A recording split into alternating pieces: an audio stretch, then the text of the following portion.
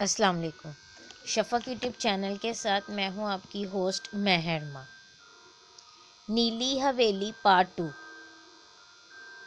اکرم کے علاوہ کوئی تیسرا بھی ان کے ارد گرد موجود ہے جو نہایت خاموشی سے ان کے ساتھ ساتھ چل رہا ہے۔ وارث کو وہ نظر تو نہیں آ رہا تھا لیکن اسے محسوس ضرور کر رہا تھا۔ اس نے اکرم کا ہاتھ مضبوطی سے تھام لیا۔ اکرم: پتہ نہیں کیوں مجھے یہ جگہ ٹھیک نہیں لگ رہی، وارث نے خوفزدہ لہجے میں کہا۔ یہ تمہارا وہم ہے یار، گھبراؤ مت، کوئی بھوت آئے گا تو اسے میں سنبھال لوں گا۔ اکرم نے مسکراتے ہوئے اسے تسلی دی۔ دونوں ایک دوسرے کا ہاتھ تھامے چلتے رہے۔ وارث نے پھر اس سے کوئی بات نہ کی۔ صحن ختم ہوا تو انہیں اندر جانے کا دروازہ نظر آیا۔ اکرم نے آگے بڑھ کر دروازے پر دباؤ ڈالا تو چرچراہٹ کی تیز آواز فضا میں گونجی اور دروازہ بغیر کسی مزاحمت کے کھلتا چلا گیا۔ انہوں نے آنکھیں پھاڑ پھاڑ کر اندر جھانکا لیکن ان کے سامنے اندھیرے کی دیوار حائل تھی۔ باہر کا منظر بھی اس سے جدا نہ تھا۔ چاند بھی بادلوں سے آنکھ مچولی کھیلتا کہیں چھپ گیا تھا۔ نیلی حویلی کے ویرانے اور تاریکی سے خوفزدہ وارث کا دل زور زور سے دھڑک رہا تھا۔ اکرم قدم بھرا کر حویلی کے اندر داخل ہوا اور جیب سے ماچس نکال کر ایک تیلی جلائی تاکہ اسے کوئی ایسی چیز دکھائی دے جسے روشن کر کے وہ اندر آرام سے بیٹھ سکے، لیکن اس کا ننھا شعلہ جتنی جگہ منور کر سکتا تھا اس میں اسے کوئی چیز دکھائی نہ دی۔ اس نے دوسری تیلی جلائی اور تیزی سے اسے ادھر ادھر گھمایا۔ اس بار اسے کامیابی نصیب ہوئی۔ آس پاس کوئی سوئچ بورڈ تو نہ ملا، البتہ دیوار پر ٹنگی ایک مشعل نظر آ گئی۔ اس نے آؤ دیکھا نہ تاؤ تیزی سے آگے بڑھ کر جلتی ہوئی ماچس کی تیلی اس میں پھینک دی۔ تیلی اس میں گری اور بجھ گئی۔ مشعل روشن نہ ہونے سے پسینے میں شرابور اکرم کو کچھ مایوسی ہوئی۔ ماچس کیونکہ اس کے ہاتھ میں ہی تھی، اس نے تیسری تیلی نکالی اور اسے ماچس کے ساتھ رگڑنے ہی والا تھا کہ اچانک مشعل میں ایک چھپاکے سے آگ کا شعلہ بلند ہوا، کچھ پھڑپھڑایا اور ٹھہر گیا۔ مشعل روشن ہو چکی تھی۔ نیلی حویلی کا وسیع و عریض ہال ان کے سامنے تھا۔ اکرم اور وارث مشعل کے نیچے ہی دیوار کے ساتھ ٹیک لگا کر بیٹھ گئے۔ مشعل کی روشنی میں اب انہیں دروازے کے باہری مناظر بھی دھندلے دھندلے دکھائی دینے لگے تھے۔ وارث اگرچہ ڈرا ہوا تھا مگر یہ بات اسے اطمینان دلا رہی تھی کہ یہ اس کی زندگی کا آخری نشہ ہے۔ اکرم بھی اسی قسم کے خیالات میں گم تھا۔ اکرم نے جیب سے نشہ آور سگریٹوں کی ڈبیاں نکالی، ایک سگریٹ سلگا کر وارث کو تھما دیا جبکہ ایک خود پینے لگا۔ دونوں دوست کش پہ کش لگا رہے تھے۔ تمباکو کے ساتھ جل کر راکھ ہونے والی منشیات کی بو ہوا میں تحلیل ہو رہی تھی۔ آہستہ آہستہ ان پر خمار طاری ہونے لگا اور وہ مدہوش ہونے لگے۔ یک کے بعد دیگرے سگریٹ پھونک کر انہوں نے پوری ڈبیا خالی کر دی۔ دونوں اپنے گرد و پیش سے بے خبر نشے میں دھت ہو گئے۔ سگریٹوں کا بدبودار دھواں آہستہ آہستہ پوری حویلی میں پھیل گیا۔ دونوں اب اس انتظار میں تھے کہ نشے کی شدت کم ہوتے ہی وہ چپکے سے گھر جا کر سو جائیں گے اور جب تک صبح کو سب اٹھیں گے وہ نشے کی حالت سے باہر نکل چکے ہوں گے۔ اس طرح ان کے گھر والوں کو شک نہیں ہوگا کہ انہوں نے نشہ کیا تھا۔ بہرحال نشے نے جلد ہی انہیں اپنی گرفت میں لے لیا اور وہ اونگنے لگے۔ اگرچہ اس سرور سے وہ پہلی بار آشنا نہیں ہو رہے تھے مگر آج ایک تو انہیں ہیروئن مفت ملی تھی، دوسری وہ اتنی زیادہ تعداد میں تھی کہ اس سے انہوں نے ڈبی میں موجود تمام سگریٹ بھر لیے تھے۔ اس لیے آج وہ جی بھر کر نشاور سگریٹ پی رہے تھے جس سے ان کا سرور دوبالا ہو گیا تھا۔ دفعتاً ایک کھٹکے سے ان کی آنکھوں کی دفعتاً ایک کھٹکے سے ان کی آنکھوں کے پپوٹوں میں جنبش ہوئی مگر نشہ اس قدر ان کے حواسوں پر چھایا ہوا تھا کہ وہ پھر خمار کی وادی میں اتر گئے اور ان کی گردنیں ایک جانب ڈھلک گئیں۔ چند لمحے گزرنے کے بعد پھر کھٹکا ہوا جو اس بار قدرے زوردار تھا۔ انہوں نے آدھ کھلی آنکھیں گھما کر دیکھا مگر انہیں کچھ نظر نہ آیا۔ کچھ دیر بعد ان کی آنکھیں پھر بند ہونے لگی۔ تیسری بار اچانک پھر زوردار کھٹکا ہوا اور دونوں نے ہڑبڑا کر آنکھیں کھول دیں اور چاروں طرف چہرہ گھمایا لیکن وہاں کوئی نہیں تھا۔ کون ہے؟ وارث نے نشے سے لڑکھڑاتی آواز میں پوچھا۔ آواز اس کی حلق سے ٹھیک طرح سے نہیں نکل رہی تھی، تاہم انہیں جلد ہی اندازہ ہو گیا کہ آواز حویلی کے اندر سے نہیں بلکہ باہر سے آ رہی تھی۔ تاہم انہیں جلد ہی عجیب و غریب وہم آنا شروع ہو گئے۔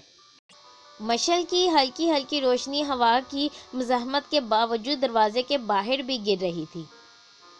کھٹکے کی آواز سے انہیں اتنا تو محسوس ہو ہی گیا تھا کہ حویلی میں ان کے علاوہ بھی کوئی ہے، مگر وہ کون ہے یہ انہیں معلوم نہیں تھا۔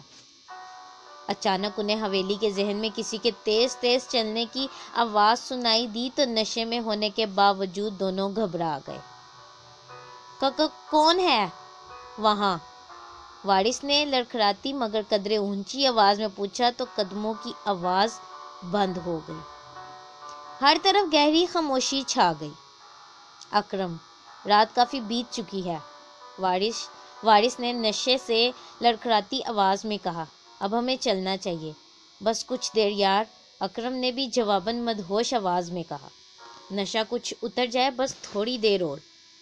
دونوں باتوں میں مصروف تھے کہ آواز سے آنے والی گڑگڑاہٹ کی تیز آواز سن کر دہل گئے۔ سناٹے میں آواز ایسی تھی جیسے کوئی سیل سرک رہی ہو۔ انہیں اچھی طرح معلوم تھا نیلی حویلی کے صحن میں 2 قبریں ہیں۔ سیل سرکنے کی آواز ادھر سے ہی آ رہی تھی۔ ماحول کی پراسراریت نے دونوں کو اپنے شکنجے میں جکڑ لیا اور ان کے روئیں روئیں سے پسینہ بہنے لگا۔ وارث اور اکرم کے کان آواز کا مسلسل تعاقب کر رہے تھے۔ چند لمحوں بعد گڑگڑاہٹ کی آواز آنا بند ہو گئی اور انہیں بھاری بھرکم قدموں کی آواز سنائی دینے لگی۔ آواز سے محسوس ہو رہا تھا چلنے والا اب ایک نہیں بلکہ زیادہ ہے، لیکن سب کے ساتھ ایک اور آواز بھی رات کے سناٹے میں گونج رہی تھی۔ آواز ایسی تھی جیسے کوئی کسی لوہے سے بنی بھاری بھرکم چیز کو کھینچ کر لا رہا ہو۔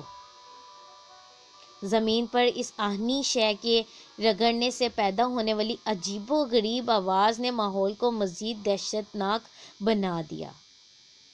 اکرم اور ریاست کے حواسوں پر طاری نشے میں اب ان انجانے دیکھے خوف کے کیفیت کی بھی آمیزش ہو چکی تھی۔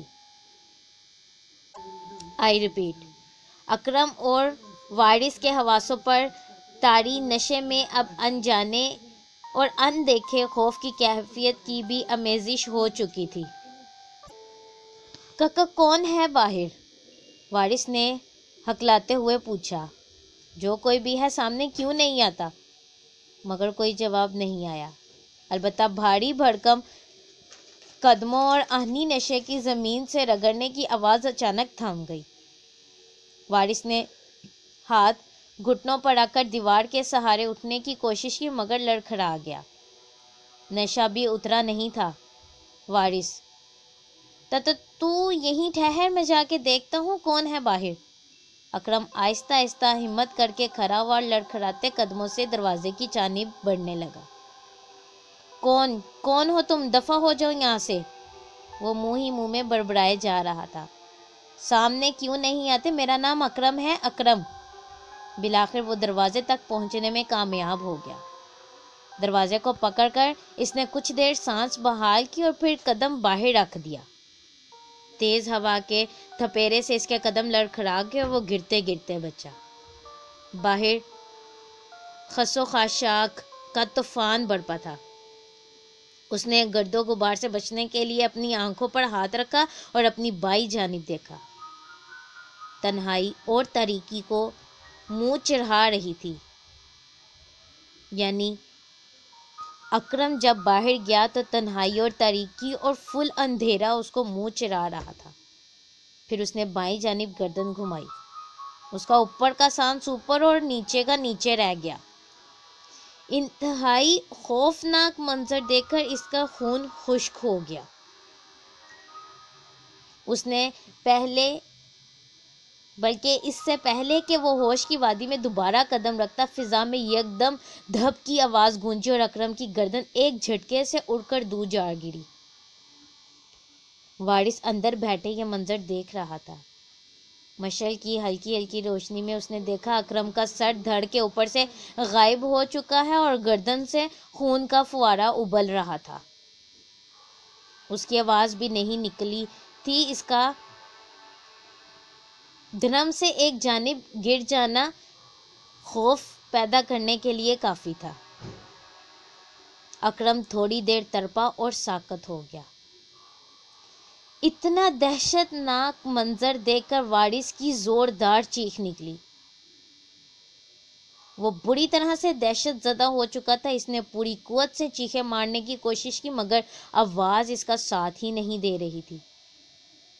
اس کے حلق سے عجیب و غریب سی گڑگڑاہٹ نکل رہی تھی۔ مرکزی دروازے کے درمیان اکرم کی سرکٹی لاش پڑی تھی۔ گرتے پڑتے وارث نے حویلی کے اوپر جاتے زینے کی طرف جانے کی کوشش کی مگر لڑکھڑا کر گر پڑا۔ نشے اور خوف سے وارث کی حالت بے حد خراب ہو چکی تھی۔ اکرم کی موت کا دہشت ناک منظر دیکھ کر اس کے رہے سہے اوسان بھی خطا ہو چکے تھے۔ وہ اندھیرے میں ایسے ہاتھ پاؤں مار رہا تھا جیسے اپنے آپ کو کسی غیر مرئی مخلوق سے بچانے کی کوشش کر رہا ہو مگر وہاں تو کوئی بھی نہیں تھا۔ وارث نے ایک بار پھر دروازے کی سمت دیکھا۔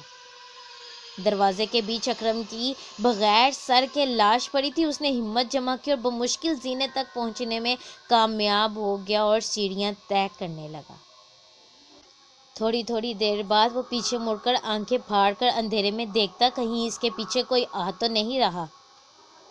ایک کے بعد ایک وہ زینے طے کرتا چلا گیا۔ اوپر پہنچ کر اس نے سیدھا کھڑے ہونے کی کوشش کی مگر لڑکھڑا کر دائیں جانب موجود کمرے کے دروازے سے جا ٹکرایا۔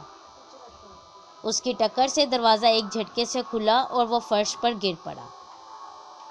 اس نے جلدی سے گھسیٹ کر اپنے آپ کو اندر کیا اور کمرے میں ایک کونے میں جا کر بیٹھ گیا۔ چاند بالوں کی اوٹ سے نکل آیا تھا اور روشن دان سے اس کی نیلکو روشنی کمرے میں پڑ رہی تھی۔ پسینے سے شرابور وارث کے کپڑے سارے بھیگ چکے تھے۔ اس کا جسم ہولے ہولے کانپ رہا تھا۔ اس نے دونوں بازو گھٹنوں میں بچھا کر سر ان پر رکھ دیا اور گہری گہری سانسیں لے کر اپنے آپ کو پرسکون رکھنے کی کوشش کی۔ اکرم کی دہشت ناک موت اس کے حواس پر چھائی ہوئی تھی۔ تھوڑی دیر بعد اس نے اپنا سر اوپر اٹھایا تو اسے روح جسم سے سرکتی محسوس ہوئی اور اس کا جسم یکدم سرد پڑ گیا۔ اس کے سامنے سیاہ لباس میں ملبوس لمبے لمبے بالوں والا ایک ہولا کھڑا تھا۔ بڑے بڑے بالوں کی وجہ سے اس کا پورا چہرہ تو نظر نہیں آ رہا تھا، البتہ اس کی شعلہ برساتی لال لال آنکھیں اس پر جمی تھیں۔ ہولے کے ہاتھ میں ایک بڑا سا کلہاڑا تھا جس سے خون کے قطرے ٹپک رہے تھے۔ وارث نے اسے دیکھ کر زور سے جھرجھری لی جیسے پرندہ ذبح ہونے سے پہلے آخری بار پھڑپھڑاتا ہے۔ ہولے نے بھاری بھرکم کلہاڑے کو دونوں ہاتھوں سے تھام کر اپنے سر سے قریب کیا۔ اگلے ہی لمحے فضا میں پھر دھپ کی آواز گونجی اور وارث کی گردن تن سے جدا ہو گئی۔ اس کا بغیر سر کے بدن کچھ دیر تڑپا اور پھر ٹھنڈا ہو گیا۔ ہولے نے وارث کا دھڑ اپنے کندھے پر رکھا، جھک کر بالوں سے پکڑ کر اس کا سر اٹھایا اور سیڑھیاں اترنے لگا۔ صحن سے اکرم کی لاش غائب ہو چکی تھی۔ ہولا بھاری بھرکم قدموں سے آہستہ آہستہ چلتا ہوا قبر کے پاس پہنچا تو گڑگڑاہٹ کی تیز آواز کے ساتھ سل ایک طرف ہٹنے لگی۔ قبر پوری طرح کھل چکی تھی تو ہولا وارث کے دھڑ اور سر کو لے کر اس میں اتر گیا۔ اس کے قبر میں غائب ہوتے ہی فضا میں پھر گڑگڑاہٹ کی آواز گونجی، سل سڑکنے لگی اور قبر آہستہ آہستہ بند ہو گئی۔ قبر بند ہوتے ہی ہواؤں کا شور بھی رفتہ رفتہ تھم گیا اور موسلا دھار بارش شروع ہو گئی۔ کہانی کا اگلا حصہ سننے کے لیے شفق یوٹیوب چینل کو لائک اور سبسکرائب کرنا مت بھولیں۔ شکریہ۔